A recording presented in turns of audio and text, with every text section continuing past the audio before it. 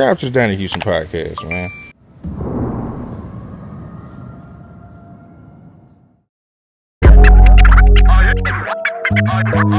Yeah, man, it's going down this Donnie Houston podcast. I am Donnie Houston. Check it out, man. We got a real special guest today, man. The man is a legend, man, by many definitions. You know what I'm saying? He's a stand-up comedian. He's a college professor. He's an author. You know, he's a father, man, and so much more. And got him in here today, man. It's an honor to have him, man. Marcus D. Wiley. What's going down? What up, Donnie Houston? What's the deal, man? What's happening? You all right? I'm chilling, man. I'm chilling. Thanks for having me, first of all. Man, I appreciate you coming through, man. Oh, no doubt. For sure. So what's new? You just telling me, you know, we got the Grown, Great, Forgiving going down? Man, working on a tour, you know, over the pandemic. I've been on the shelf for 2 years. And so I'm just trying to recoup some of this money I done lost. And so I put a tour together, Grown, Great, Forgiving, and I'm trying to do 50 cities. Right now I'm booked at about 34, 35. It's from September the 1st to December 31st. Yeah. That's what's up. That's what's up. So, man, talk a little bit, because you're a stand-up comedian. We had Ali up here, you know what I'm saying? But That's my boy. You know, you're much more on the cleaner side of things. You know what I'm saying? Like, talk about your decision to even take that route with it. So when I first started, I started doing comedy September the 20th, 2002. That's when I started. That was my first time being on stage getting paid.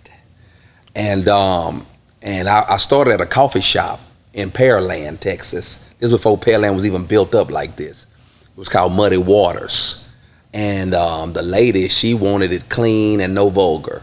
So I was doing it that way.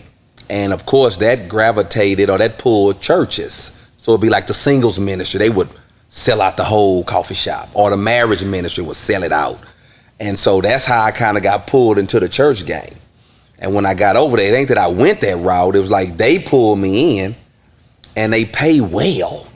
And I just was cool with it. You know? It's a lane. If you own, you know, if you funny and you doing your thing, you own that lane for sure. And so you know, it happened to get me on, you know, Yolanda Adams' morning show, nationally syndicated show we did for 15 years, and it's just been good. You know, you may won't be as popular or big and all that, but you will be compensated and, you know, live a good life. You know what I'm saying? And I'm grown, so that's what I just want to make sure, you know, the family's straight and I'm straight. We was talking about grown a little bit. Define grown, because that don't just mean, you know, I'm 21 or I'm 30, I'm 40. You know, it's more, you know. Don, a lot of people think because they growing that they grown. I got to tell my son that, brother, you're growing, but you're not grown.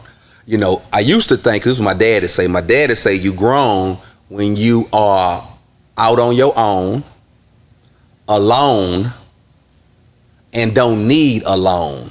That's what my dad would say. Because I was in college, got my own apartment.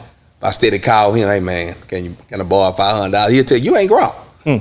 And so, but now as I've gotten older, to me, grown is when you just not affected or influenced by pop culture, by what's going on. You know, I'm comfortable being me. I do me.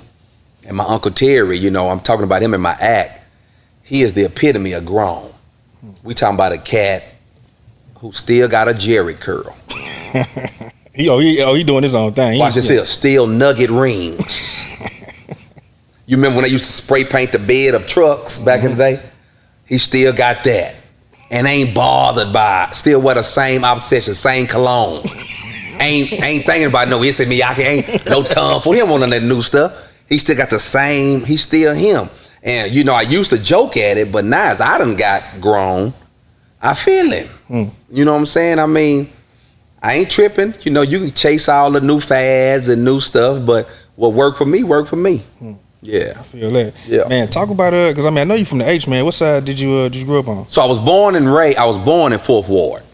4th Ward, I don't know if you're familiar with the wards. 4th Ward is the first ward that was built. I don't know how I got 4th when it was first. See, I didn't know that. Yes, the first. It was called Freedmanstown. And so that's where I was born.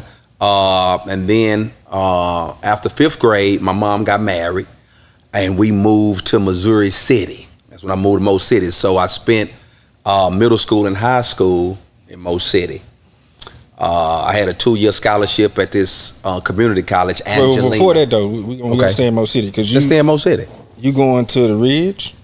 So where else am I going? That's what I'm saying. Yeah, I'm going to the Ridge. See, if my memory serves me correct, you over there with guys like Scarface. Come on. I could have been a ghetto boy. I ain't want to say that. Well, I know you so you beat me to it. I wasn't gonna bring it up because I heard from what I hear, you run from this part of your life, but you used to rap. You know what I'm saying? Over there with my boy Def Jam Blaster. Yes, sir. Yes, sir. Def Jam Blaster, Will Ross. That was my DJ.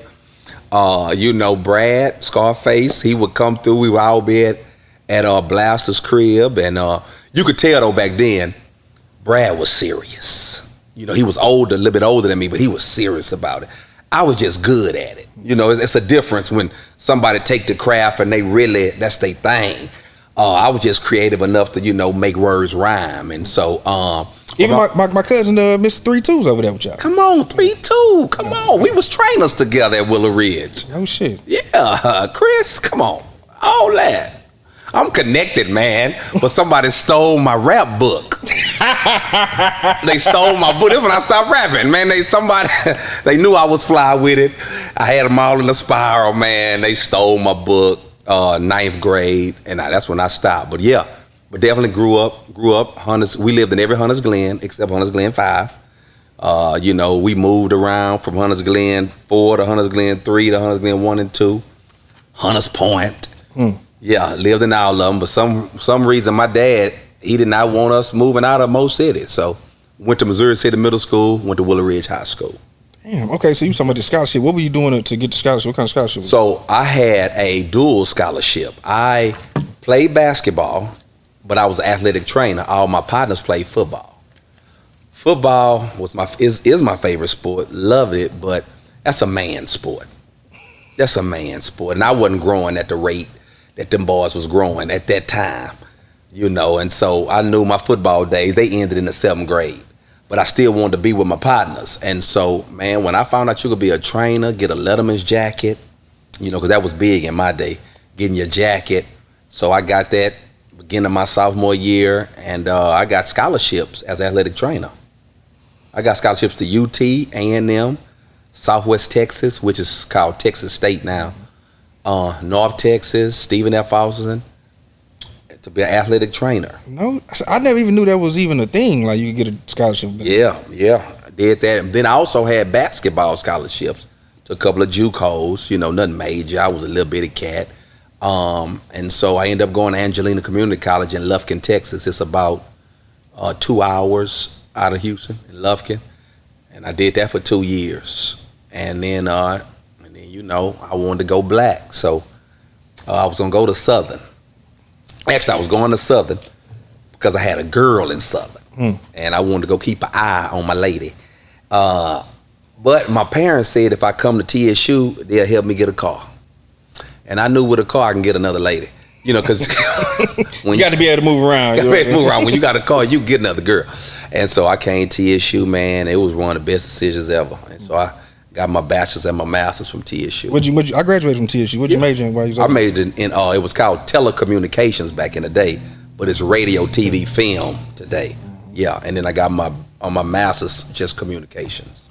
So you went straight bachelor's, master's. You went straight through? Yeah, kind of. I think, but that first year, because I didn't want no master's. I felt like I had already overachieved. You know what I'm saying? I was at that time maybe the second person in my family to have a degree. And so I was like, I'm good, but when I graduated, I went from the graduation line to the unemployment line. And so I went back to college, and then just got a master's because I didn't have a job, but it worked out. Donnie Houston.